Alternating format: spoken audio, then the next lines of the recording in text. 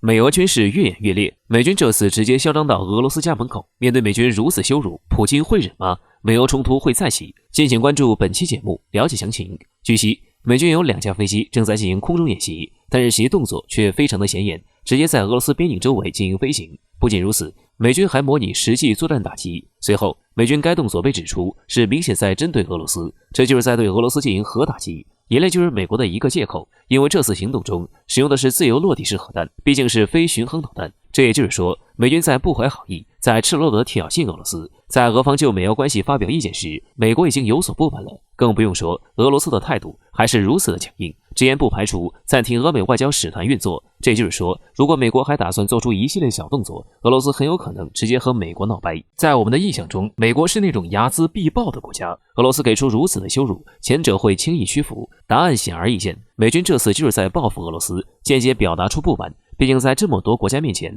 俄罗斯一点情面都不讲，直接公开落美国的面子，这就是在打脸。而这次明显就是俄罗斯给出羞辱，美国脸挂不住了，竟选择在俄罗斯家门口投核弹。想来美国肯定要矢口否认，拒不承认这一点，但明眼人都知道这是美国一贯使用的伎俩，针对俄罗斯的行为直接就放在了明面上，想让人忽视都不太可能做到。在美军出现的大动作下，普京还能忍得住吗？从俄罗斯敢和美国直接叫板就可以看得出来普京的胆量，而美军此举想要打乱俄罗斯的心，只能说是无用之功。事实证明，普京是不怕美国的挑衅，也不会直接服软的。在美俄军事越演越烈的情况下，有人担心双方难免会擦枪走火，哪一天一言不合就干起来。目前看来，在美俄两国持续冲突下，这种情况还是很有可能会发生的。军事竞赛越来越激烈，这次都把场子摆在了俄罗斯面前。不得不说，美军还是有够嚣张的。一位美国人指出，俄罗斯有足够的力量能够对美国进行打击报复，其认为美国系统存在很明显的漏洞，这或能成为俄罗斯打击美国的一个有力突破口。但是归根结底，大家还是不希望这件事会发生，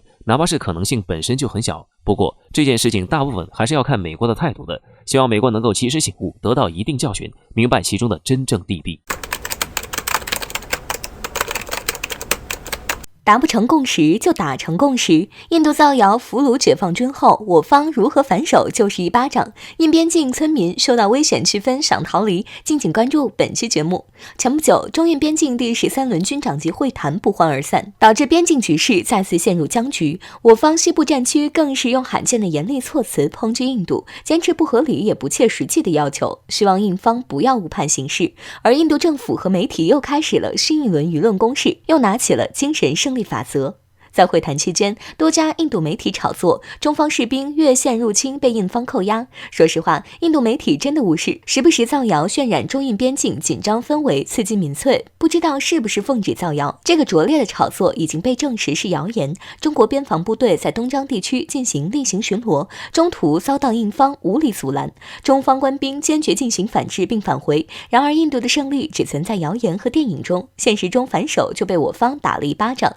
他们要是体面，你就让他体面，他要是不体面，那你就帮他体面。近日，环球时报记者杨生在社交媒体分享了一段我国边防士兵俘虏印军的视频，数十名俘虏双眼被蒙住，但并未受到任何虐待。从以前到现在，中国军人从来都是有礼有节，文明对待印军俘虏。我们边防士兵也是辛苦，不仅要驻守边防，现在还要救死扶伤。也就是在这几天，我们社交媒体上还爆出了大批印军被俘虏的视频，并缴获了大堆武器。这些被爆出的印军被俘视频和照片，就是在给印度看，警告印方一味挑衅会是什么后果。然而印度仍然还在误判形势。首先，印度认为自己背靠美国以及四方安全对话机制。印度认为美国印太战略自己是关键环节，是美国及其盟友都拉拢的对象。虽然印度表面上奉行不结盟政策，但却积极参与美国拉拢的小圈子反华。然而近日，美英澳单独新建了印太联盟 AUKUS， 撇下了印度。第二，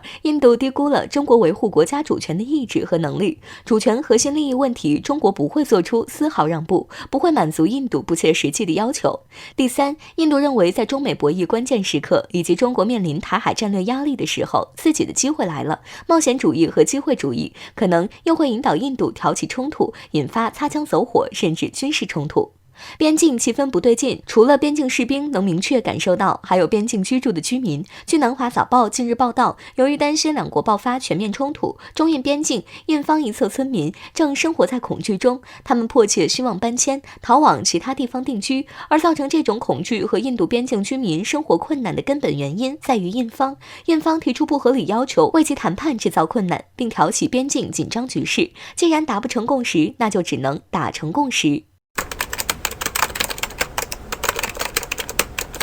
国际空间站这个曾经一度在西方媒体的语境中被视为人类前沿技术结晶的存在，在如今已经危如累卵。最近，伴随着我国神舟13号传来的好消息，美国 NASA 却接到了来自国际空间站的噩耗。在美国当地时间10月15日，美国航天局 NASA 对外发布消息，在当天，国际空间站的合作方之一的俄罗斯航天局进行例行推进器发射测试，结果却发现国际空间站出现了完全失控，整个空间站在轨道上反转57度，而地面监测站和空间站内部成员也无法有效对国际空间站进行操作，整个失控事件持续了半个小时之久。按照美媒的报道，此次事故没有造成人员受伤，在当天晚些时候，国际空间站也恢复到了失控前的稳定位置。不过，关于事故的起因却没有进行详细描述。不过，美国 NASA 对外公告中的一段话却被人注意到 ，NASA 声称会和俄罗斯宇航局正在合作的事情进行了讨论。这个解释让外界感到很微妙，似乎有一种已经将问题的责任定在俄罗斯身上的意思。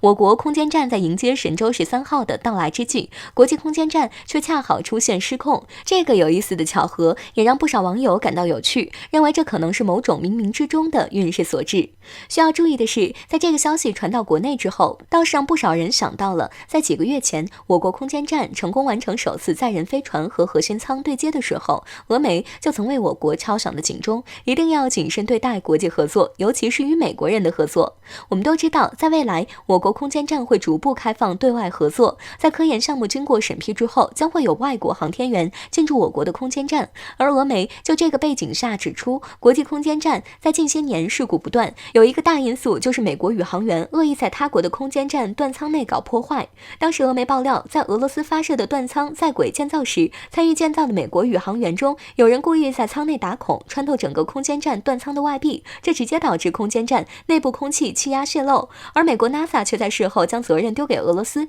认为是俄罗斯的建造技术问题。而俄罗斯要求对当时在空间站里的所有宇航员进行测谎仪检测时，只有美国拒绝参加。值得一提的是，有消息人士声称，在国际空间站合作中，有留言称美国宇航员偷偷采集他国宇航服和航天设备的材料成分，在返回地面后交给美国 NASA 研究。这也侧面暴露出了美国去工业化多年的恶果正在蔓延到最为顶尖的航天技术上。